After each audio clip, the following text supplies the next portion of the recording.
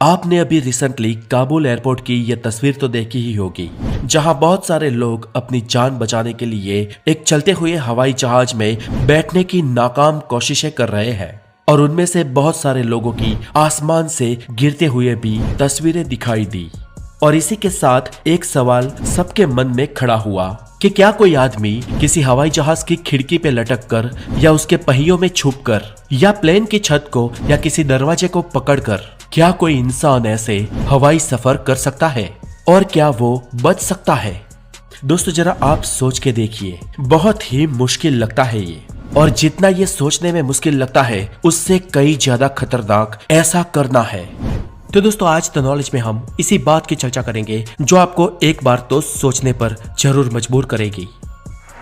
दोस्तों फ्लाइट जब हवा में होती है तब फ्लाइट के अंदर के भाग को छोड़कर बाहर या लैंडिंग गियर में भी कोई भी ह्यूमन बॉडी जिंदा नहीं रह सकती। ऊपर से फ्लाइट की थरथराहट, पहिए की आवाज और ये सब इंसानी बॉडी सह नहीं सकती। और अगर कोई इंसान ऐसे फंस कर किसी फ्लाइट में चल भी पड़े तो उसकी मौत होनी तय है। लेकिन फ्रेंड्स यहाँ पर एक अपवाद है। ये बात सन 1986 की है। पंजाब में दो भाई रहते थे, एक का नाम था प्रदीप सैनी और दूसरे का नाम था विजय सैनी। जिसमें विजय छोटा था, उसकी उम्र 19 साल थी और प्रदीप बड़ा भाई था, उसकी उम्र 23 साल थी। दोनों लड़के के पिता एक किसान थे और ये दोनों भाई कुछ कारणों से भारत से बाहर विदेश जाना चाहते थे। अब लीगली वीजा लेकर किसी देश में जाना तो उनके लिए बहुत मुश्किल था, लेकिन उन्हें एक एजेंट मिला जिसने कहा कि तुम सीधे रास्ते से तो लंदन नहीं जा सकते, लेकिन मैं तुम्हें सीक्रेटली प्लेन में लगेज यानी कि सामान रखने वाली जगह पे अपनी सेटिंग से बैठा दूंगा और तुम्हें वहां पर एयरपोर्ट पर उतार दिया जाएगा। वो दोनों भाई इस बात के लिए राजी हो गए, लेकिन वो एजेंट बार बार बात टालता गया। दिन बीतते गए और उनके जाने का कोई जुगाड़ नहीं कर पाया। यहाँ दोनों भाई परेशान, किसी भी हाल में बाहर जाना था उनको, लेकिन अब जाए तो कैसे जाए? और दोस्तों यहाँ से शुरू होती है एक असली कहानी। ये दोनों भाई सोचते हैं कि कोई बात तो बन नहीं रही, तो चलो खुद ही कोशिश कर लेते हैं और खुद अपने बल पर लंदन चले जाते हैं। अब ये निश्चय के बाद ये दोनों भाई पंजाब से दिल्ली आ जाते हैं और दिल्ली में ये इंदिरा गांधी इंटरनेशनल एयरपोर्ट के चक्कर काटने लगते हैं।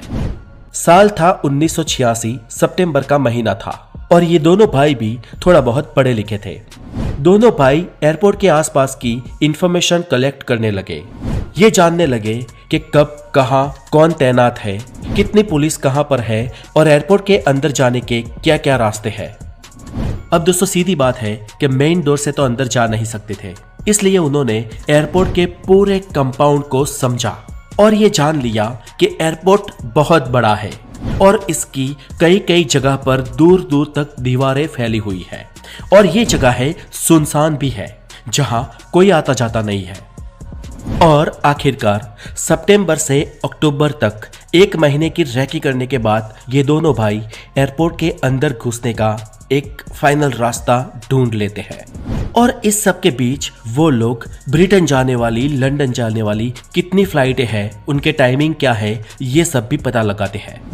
अब आखिरकार ये दोनों भाई एयरपोर्ट के अंदर दाखिल होते हैं और प्लान के मुताबिक एक प्लेन के रनवे पर चले जाते हैं, जहां पर प्लेन टेक ऑफ करने से पहले कुछ देर खड़ा रहता है। और इसके बाद ये दोनों भाई सिक्योरिटी और लोगों से बचकर प्लेन के लैंडिंग गियर में बैठ जाते हैं। प्लेन का लैंडिंग गियर दरअसल बड़ा होता है, उसमें टायर के फोल्ड होने के बाद भी एक आदमी साइड में कोने में बैठ सके उतनी जगह होती है। और ऐसे दो अलग अलग लैंडिंग गियर में, यानी कि एक लैंडिंग गियर में प्रदीप अपने आप को छुपा लेता है और दूसरे लैंडिंग गियर में उसका छोटा भाई विजय खुद को छुपा लेता है। दरअसल इससे पहले इन दोनों भाइयों ने इसके बारे में फुल इंफॉर्मेशन कलेक्ट की होती है। इसके बाद इन्होंने वेट किया प्लेन में सारा लगेज पैक होने का, वेट किया सारे लोगों के बैठने का और वेट किया फ्लाइट के उड़ने का। दोस्तों ये दो लड़के, एक 23 साल का, एक 19 साल का, वो लंदन पहुंचेंगे या नहीं और पहुंचेंगे तो भी किस हाल में, ये भी उनको मालूम न था। कुछ देर बाद फ्लाइट अपनी एक निश्चित हाइट पा लेती है और पहिए अंदर ले लिए जाते हैं, लैंडिंग गियर को बंद कर दिया जाता है। और दोस्तों ये बहुत ही खतरनाक मंजर होता है। जब पहिए हिलते हैं या पहिए में कंपन होती है तो भूचाल सा महसूस होता है। और यहाँ पर हाइट पकड़ने के बाद टेम्परेचर से और हवाओं से लड़ना तो एक और ही बात हो जाती है। फ्लाइट 800 से 900 किलोमीटर पर आवर की स्पीड से चलती है और हवाएं कान फाड़ देने वाली होती है। ये दोनों भाई टेक ऑफ करते ही बहुत डर गए। नजारा बहुत ही भयंकर था। आवाज इतनी कि कान फट जाए और ऊपर से फ्लाइट धीरे धीरे 1000 से 1100 मीटर की हाइट पकड़ लेती है। यहाँ पर ऑक्सीजन नहीं के बराबर और टेम्परेचर -50 to 55 डिग्री सेल्सियस। इस हालात में किसी भी इंसान का जिंदा रह पाना नामुमकिन सा लगता है। और दिल्ली से लंदन का सफर करीब 9 से 9.5 घंटे का। अब दोस्तों करीब 9.5 घंटे बाद ये प्लेन लंदन के हीथ्रो एयरपोर्ट पर लैंड करता है। और प्लेन के लैंड करते ही सबसे पहला वहां पर एक इंसान पहुंचता है जो था वहां पर लगेज कलेक्ट करने की टीम का एक मेंबर। और ये इंसान जैसे ही वहां पहुंचता है वो सबसे पहले देखता है कि जो पहिया होता है उसके नीचे एक इंसान बेहद ठंडी से जूझ रहा है। वो कांप रहा होता है रोड पर नीचे।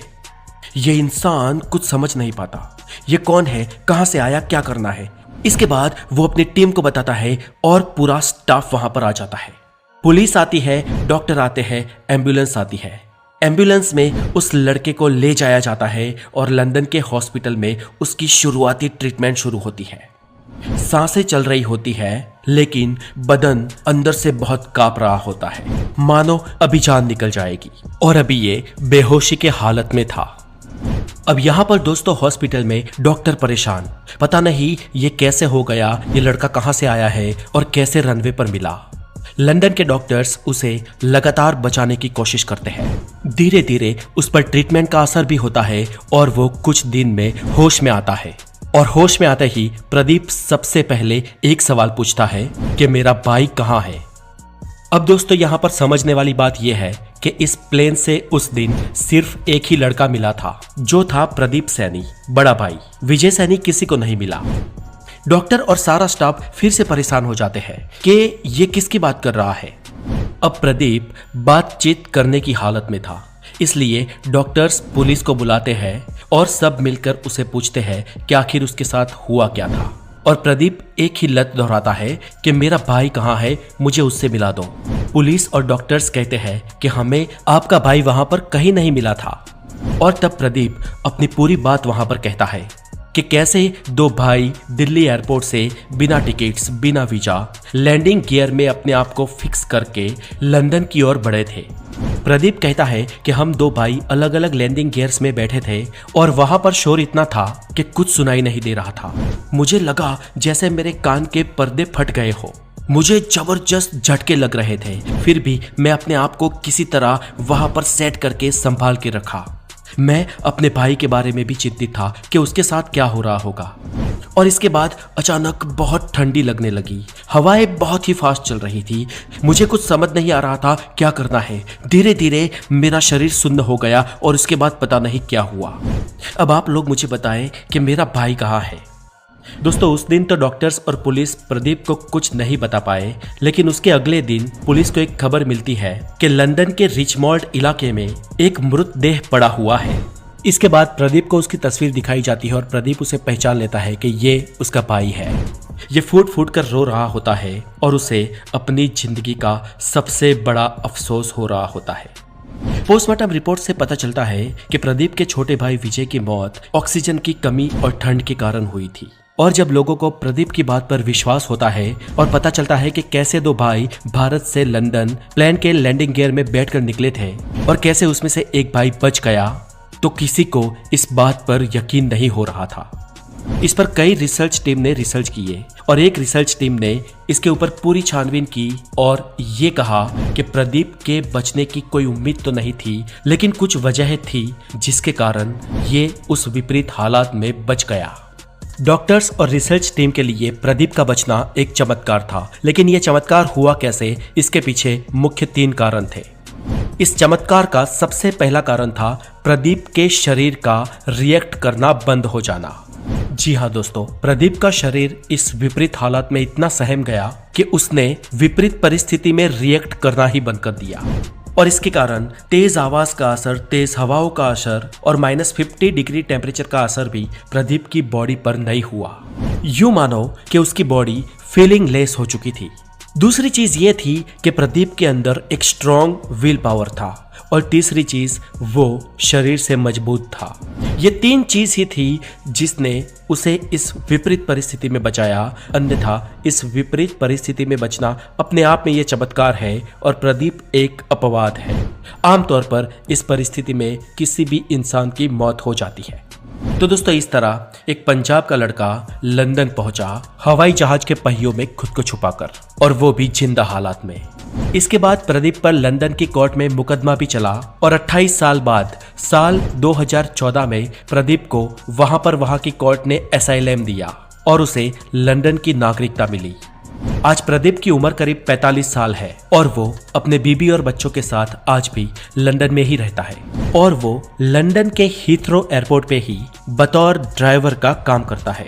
और दोस्तों, आज भी प्रदीप को अपने जीवन में एक ही अफसोस है कि वो बच गया लेकिन उसका भाई नहीं बच पाया। तो दोस्तों, ये थी एक सच्ची कहानी। आपको कैसी लगी हमें जरूर बताइए और अगर आप नए हैं जरूर सब्सक्राइब करें। अपना बहुत सारा ध्यान रखें। Have a good day, take care.